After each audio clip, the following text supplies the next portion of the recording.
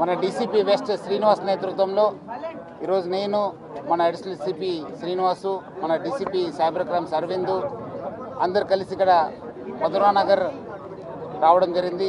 ఇక్కడ cyber crime awareness గురించి ముఖ్యంగా ప్రజలందరూ కూడా ఈ సైబర్ క్రైమ్ గురించి ఒక అప్రమత్తం ఉండాలని చెప్పి ఒక సెషన్ని కండక్ట్ చేయడం జరుగుతుంది.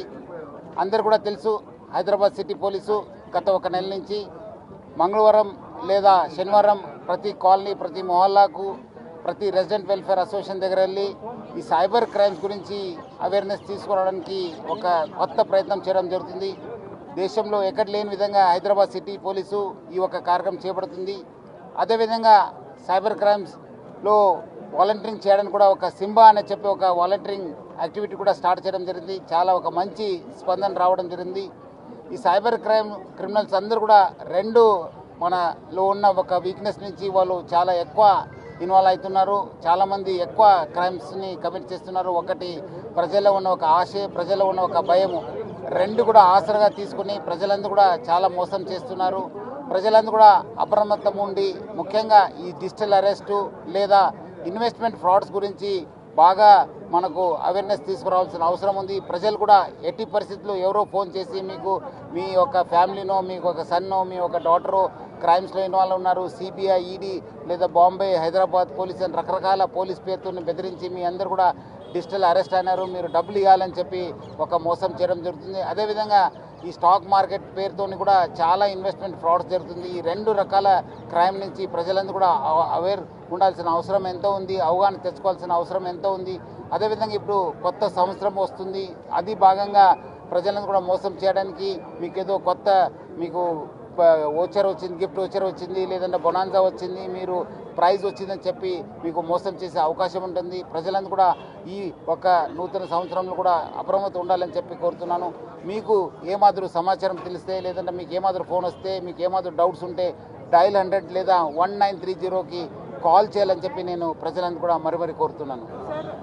రాష్ట్ర డీజీపీ గారు సిటీకి సంబంధించి మీ నేతృత్వంలో ఏర్పాటు చేయడం జరిగింది. దాని గురించి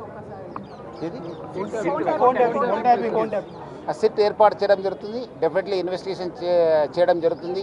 త్వరలోనే దానికి సమాచారం కూడా, ఎందుకంటే ఇంకా ఇంట్రాగేషన్ నడుస్తుంది, ఇంకా పోలీస్ కస్టడీలో ఉన్నారు. డెఫినెట్లీ మనం మొత్తం కంప్లీట్ అయిన తర్వాత మీకు డీటెయిల్గా తెలియపరుస్తాను. అంటే చూస్తున్నాను, బట్ ఇప్పుడు ICC నుంచే మనము అక్కడి నుంచే మన మీటింగ్స్, అక్కడి నుంచే మన యాక్టివిటీని, అక్కడి నుంచే మన ఇన్వెస్టిగేషన్ని కండక్ట్ చేయడం జరుగుతుంది. సార్, ఐబొమ్మ రద్దీ విచారణకు సంబంధించి ఇప్పుడు మూడోసారి 12 రోజుల పాటు కస్టడీలో భాగంగా ఎట్లా ఉంది సార్? ఎట్లా ఏమన్నా ఆన్సర్ చేస్తున్నాడా? కొన్ని ఆన్సర్లకు సమాధానాలు కూడా ఇవ్వట్లేదని చెప్తూ ఉన్నారు. చెప్పండి.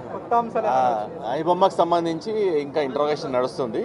మీరు అనుకున్నట్టు ఇంకా ఏదైతే బయట రూమర్ చేస్తుందో వాళ్ళు ఇంకా సమాధానం సరిగ్గా ఇవ్వట్లేదు, ఏది అవును కాదు అది తెలియదు అని చెప్పి అంటున్నారని చెప్పి వస్తున్నాయి, న్యూస్లో కూడా వచ్చింది. బట్ అట్లా కాదు, అది మాకు సమాధానాలు మేము రాబట్టుకునే టెక్నిక్స్ మాకున్నాయి, రాబట్టుకుంటాం. బట్ అది బయటికి మేము చెప్పలేము. సో దానికి ఇంట్రోగేషన్ జరిగిన ఐటమ్స్ అన్ని మనము ఇన్వెస్టిగేషన్లో తీసుకురావాల్సి ఉంది. రేపు ప్రాసిక్యూషన్కి హ్యాంపర్ అవుతాయి కాబట్టి మనం చెప్పలేకపోతున్నాము. ఏంటంటే మొన్న అప్పుడు డీజీ గారు చెప్పిన అదే ఒక డీటెయిల్ స్టేట్మెంట్ దానిపైన ఉంది. సో డెఫినెట్లీ ఇంకా ఏమాత్రం అడిషనల్ సమాచారం వస్తే మీకు తెలియపరుస్తాను. అదే నిన్నే నేను ఇప్పుడు చెప్పినట్లు అక్కడ ఈ మ్యూల్ అకౌంట్స్ని ప్రజలందరూ కూడా చాలామంది తెలుసో తెలియకో ఓపెన్ చేస్తున్నారు. దానివల్లనే చాలా ఎక్కువ సైబర్ క్రైమ్ జరుగుతుందని చెప్పి తెలియపరిచాను. అదేవిధంగా మనకు బ్యాంక్ నుంచి సమాచారం రావాల్సిన అవసరం ఉంటుంది, అవి కొంచెం డిలే అవుతుందని చెప్పి చెప్పడం జరుగుతుంది.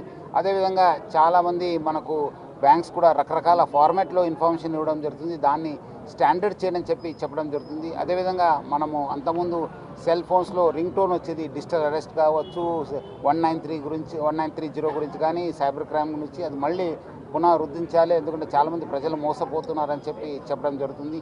అట్లానే మనము ఈ ఒక అకౌంట్స్ ఓపెన్ చేసే సమయంలో చాలా కట్టుదిట్టమైన ఒక ఇన్ఫర్మేషన్ రాబట్టుకోవాలి. ఏదో మనము ఇక్కడ ఈ కేవైసీ అని చెప్పి, ఎలక్ట్రానిక్ కేవైసీ అని చెప్పి చాలామంది అకౌంట్స్ ఓపెన్ చేస్తున్నారు.